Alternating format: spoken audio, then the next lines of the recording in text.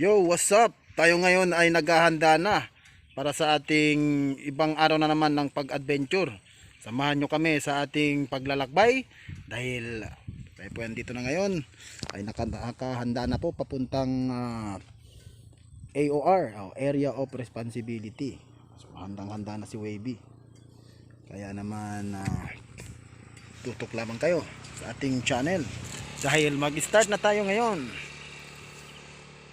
In 5, 4, 3, 2, 1. Okay, good day mga kabadis dahil ang topic for today po natin ngayon ay tungkol sa tamang pagbabasa ng marka at meron po tayong sample dito at ito yon. Panoorin po natin. At ito nga po no, papasok na tayo. Salamat sa ating kabadis dito ay tinulungan tayo sa sa pagpasok dito sa medyo liblib na lugar. Kasi sabi-sabi po dito sa sa lugar na ito meron daw mga possible na mga marka.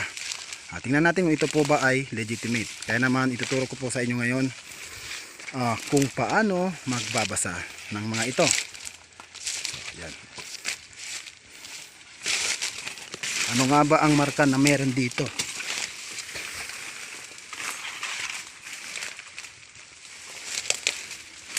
Ito po isang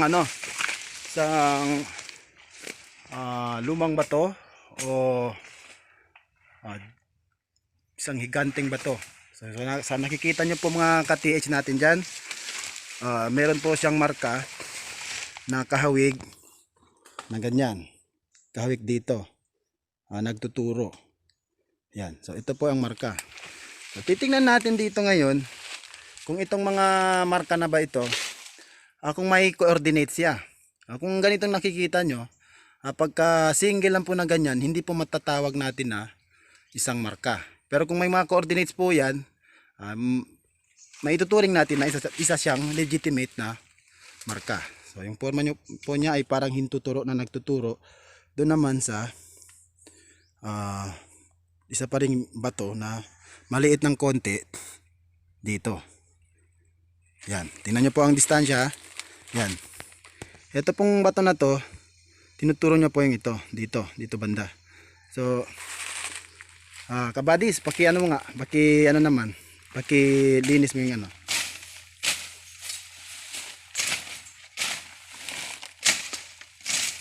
Yan. Yan, linis ng konti.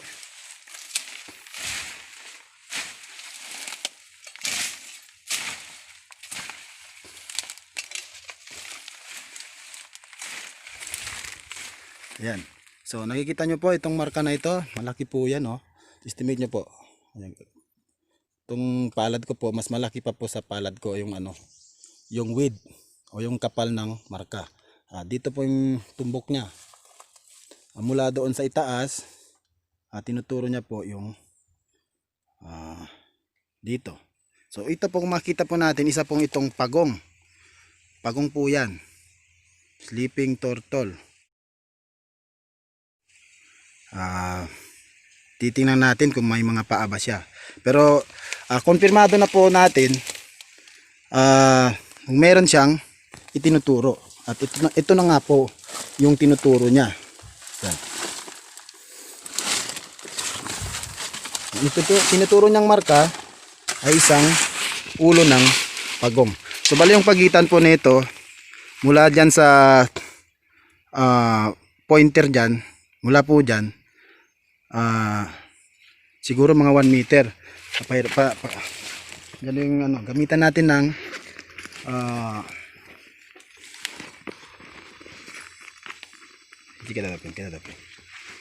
gamitan natin ng steel tape o metro para maestima natin yung tinuturo niya. Kahit yan na po yung tinuturo niya, mahalaga pa rin po yung pag-estima o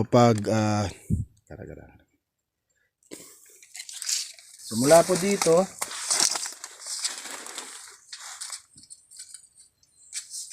sa dulo ng marka, ito po ay nagsumusukat ng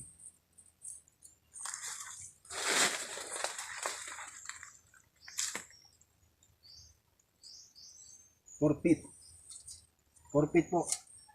4 feet or 54 inches. Mahigit sa 4 feet po yung ah, ano niya, distansya. So yung tinuturo niya po dito ang ibig niya pong sabihin dito ay may tinuturo siyang bagay na meron dito sa paligid. So ating tignan kung ano ba yung tinuturo niya. So ito pong tinuturo niya ay nandito. May dot po dito yung dito. May dot. Yan. So nakikita niyo po, dot po yan. Oh, yan, dot. Dot. Yan po ang tinuturo ng hintuturo o yung pointer na kaya nito. So, ibig sabihin, isa siyang legitimate na marka. Dahil ang legitimate na marka ay meron siyang coordinate na nagtuturo at nagre-respond naman sa lugar o sa tinuturo ng isa pang marka. So ito na po yung tinuturo niya. So ibig sabihin po nito object. So may object dito sa lugar. So dito naman banda meron po siyang nauka, nga guhit sa bato. Yan. Yan, malalim po yan. Lalim. At meron din dito. Kung ating pong titignan, para po siyang ganito. Tatlong parang paa ng ng manok. Dito, dito, at dito. Malalim po yan. Oh. Lalim po yan. So, yung mga marka dyan, sa mga surface, ang ibig pong sabihin niyan ay directional marker. Ito po ay nagpapahiwatig sa lugar kung saan ang direksyon ng isang item. So, titingnan natin kung saan ba ang item. Yung description o marking nasa itaas, ito ay nagbibigay kahulugan. Ito ay nagbibigay ng direksyon. So, kumpasan natin. Gamit tayo ng kumpas. Yan. Mula po dito sa gamitan natin ng kompas. Yan. Mula dito, ang itinuturo ng direction po ay north direction.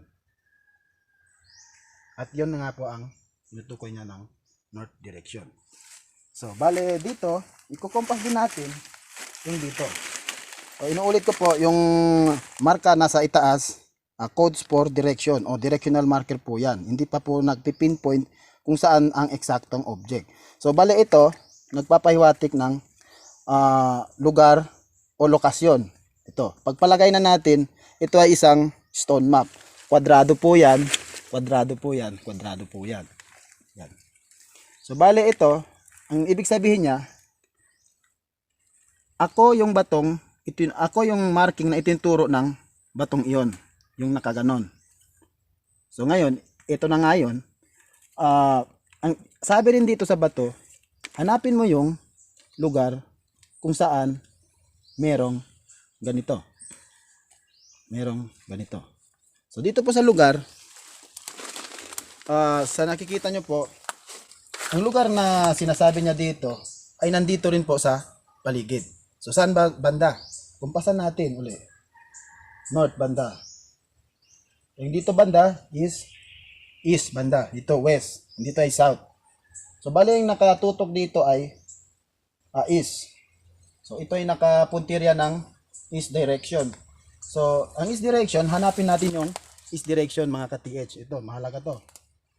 So ang ibig sabihin ng linyang ito o ng guhit nito ay itong area na ito. Ito nga. Saka na. Kunin mo na. Bale, ito po. Ito. Ito po ay nagpapahiwatig ng area o lokasyon o description ng area na nagpapahanap na pinapahanap ng batong ito. So ito nga po yung batong yung area. Ito na po yung area yung sinasabi niya. Yan.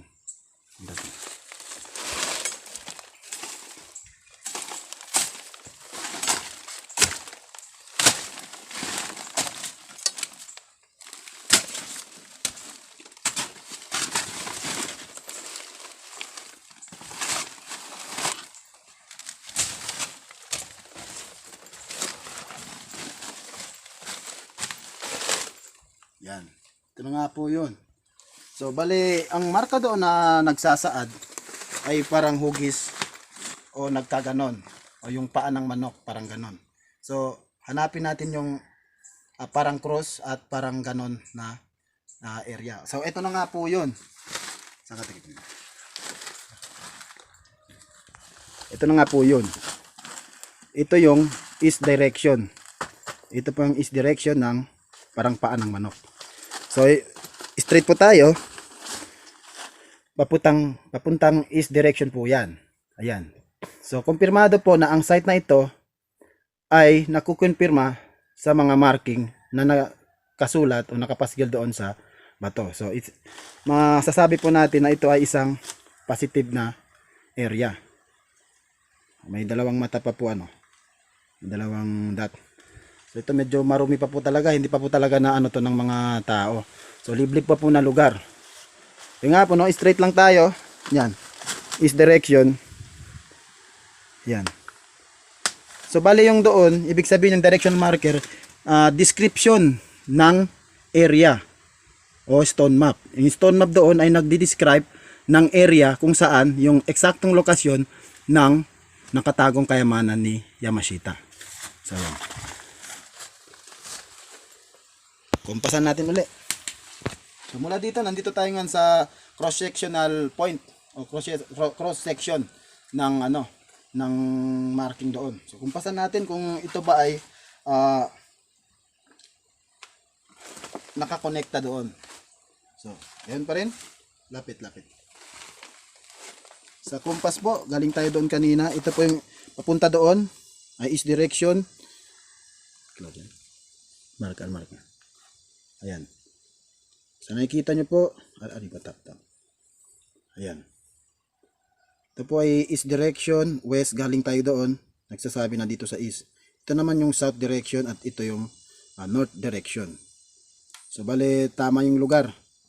So, nandito na tayo sa cross-sectional marker. So, bale, ganito. East, papuntang west. Yan. At, doon pa rin po. Papuntang north. At ito po ay papuntang south. So, ibig sabihin po mga ka-TH ay ito na po yung center.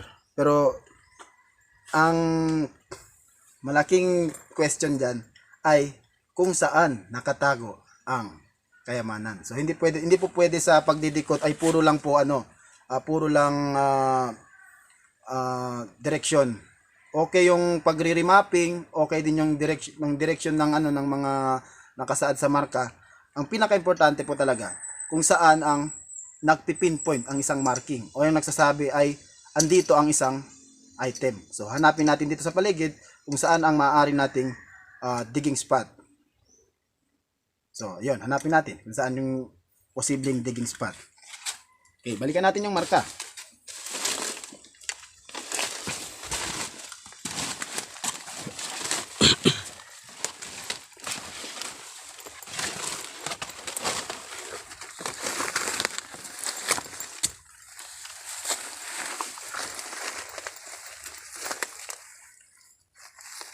Taganay ko ito.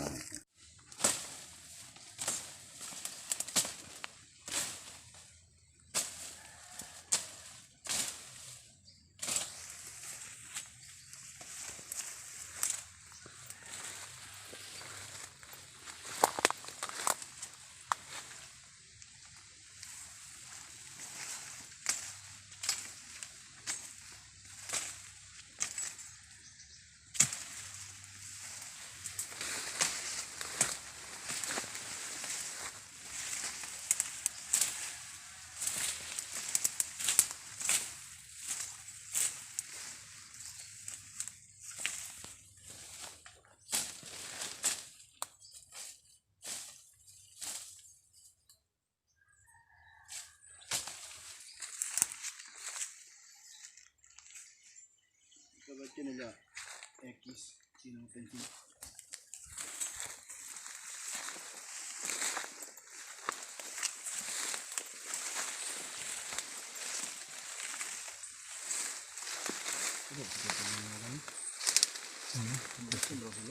Presido lang sih.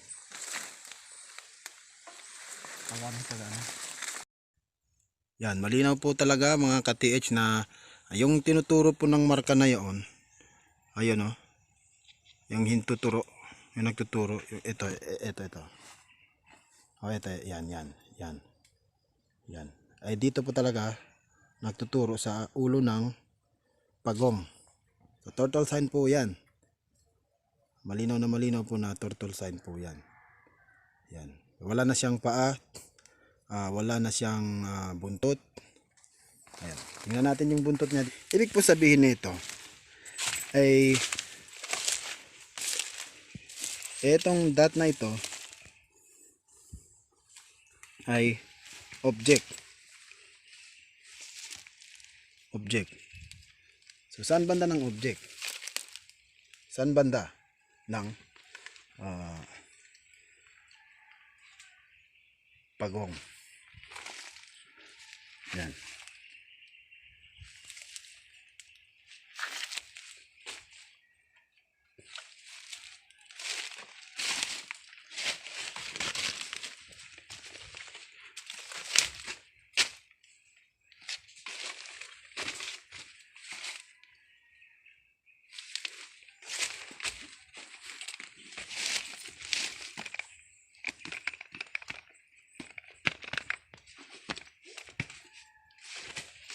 Nako, madulas.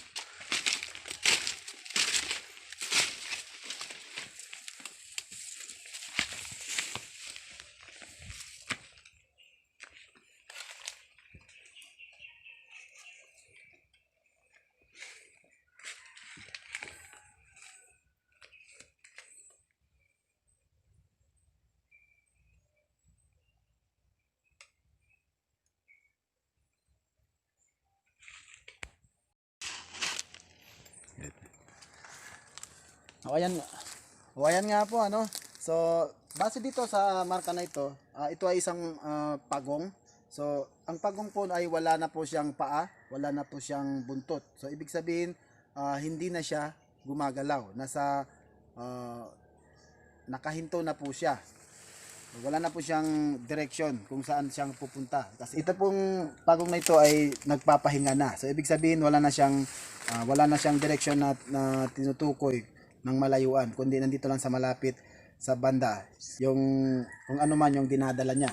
So ito po napakalusog po talaga ng pagong. So I'm sure na may laman po talaga dito sa site na ito. So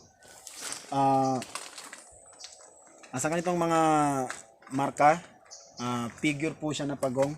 So ang mostly po talaga ang interpretasyon po dito, ang pagbabase nito ay nasa ilalim mismo ng pagong o nasa bandang likuran. So saan ba banda sa kanyang likuran? So bale, ito po yung bandang likuran mga ka-TH ng pagong. So yung tinuturo po ng parang hintuturo, nakaturo po sa ulo ng pagong. So kinumpasan natin, ito ay nakatutok sa north. So pagdating dito po sa bandang likuran ng pagong, ito po yung meron dito. Yan, arrowhead po yan. Isa po yung arrowhead. So ibig sabihin dito po nakabaon. Dito po nakabaon ang kayamanan ni Yamashita. Ayan po. So yan po ang mga legitimate na marka. Na kahit ilang taon pong makalipas, hindi po yan mabubura. Yan po, sample po yan ng legitimate na marka. So ito po yung ito po yung digging spot niya. So kahit po turtle marker na wala ng paa, wala na rin front leg, wala ng back leg, wala na ring buntot, pero kailangan pa po talaga saan ba ang eksaktong digging spot niya. Kaya nga naman po, ito po yung digging spot na eksakto na para sa doon sa turtle sign na kanina. Yan, pero pa pong triangle. Yan. So sa mga susunod na video po, antabayanan niyo po yung mga video na i-upload ko po. Ako po ay mag-upload kung sakali ito po ay mag-ooperate. Hintayin niyo po. Kita-kits tayo sa mga video na i-upload ko sa tungkol dito sa turtle marker sign. So bale, ang ibig po sabihin nito ay deposit underneath. So sa ilalim po mismo ng pagong na ito, andun ang nakatagong kayamanan ni Yamashita. So hanggang dito lamang po mga ka-TH. Sa mga susunod na pong mga video, antayin ko po kayo. Please like and share, subscribe na rin at hit mo na rin po ang bell icon dyan para lagi po kayong updated sa ating mga latest video na aking ina-upload. So sa pag-ooperate na po ng site ng ano ito, makakaasa kayo na ako po'y magdodokumentado sa pag-ooperate sa pagsisimula o pag-start ng ng operation ng Oplan Pagong. So hintayin niyo po ang mga susunod ko pang mga video. Salamat po. Thanks for watching. Turtle sign. Ang lusog-lusog po talaga ng nung turtle na ito. Parang bigat na bigat siya sa dinadala niya. Kaya naman binitawan niya yung yung dinadala niya.